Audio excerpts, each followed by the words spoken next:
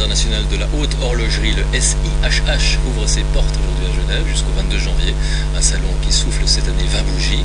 Autre salon toujours à Genève qui, lui, s'est ouvert cette fin de semaine. Le premier salon de l'horlogerie indépendante de Suisse. On y rencontre notamment des manufactures qui innovent. Portrait de l'une d'entre elles avec Jean-François Bouga et Joël Boissard. C'est bien plus qu'un clin d'œil au monde horloger qu'a fait Pascal Bercla, entouré d'une équipe de copains au tournant du siècle. Après 7 ans de développement, ils sortent en 2000 la première et unique montre transparente au monde.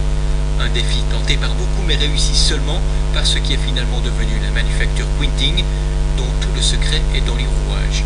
Ces différents rouages ne sont pas posés les uns à côté des autres, mais sont superposés les uns sur les autres jusqu'au nombre de 11, et bien évidemment ils sont tous transparents.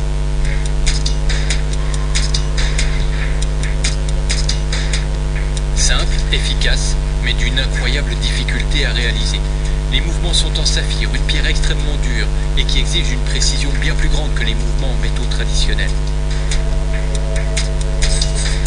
Il faut en plus apporter un soin incroyable pour éviter toute trace ou grain de poussière qui ruinerait la transparence de ces montres.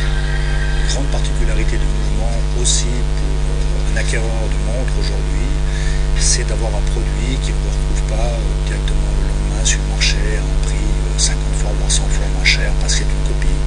Et le mouvement Quinting étant un mouvement en saphir, un mouvement transparent, donc bien évidemment il n'est pas possible de copier parce qu'il faudrait trouver un mouvement transparent dans le monde et comme on est les seuls au monde à le faire, donc ça empêche la copie. Avec de tels arguments, on pourrait croire que ces montres se vendent toutes seules, eh bien non. Nous sommes au Salon des horlogers indépendants de Suisse, Pascal Bercla y tient un stand. Aujourd'hui, la montre transparente est reconnue, ça n'a pas toujours été ainsi. Ça n'a pas été facile au début pour la manufacture Quinting, du fait que ce mouvement était 100% innovant, unique au monde.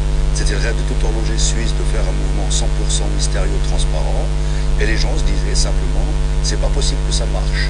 Et pourtant, en une décennie, Quinting a su convaincre des clients parmi les plus prestigieux. Parfois, le défi relevé par une équipe de copains prend des tournures que l'on n'aurait jamais osé rêver au départ.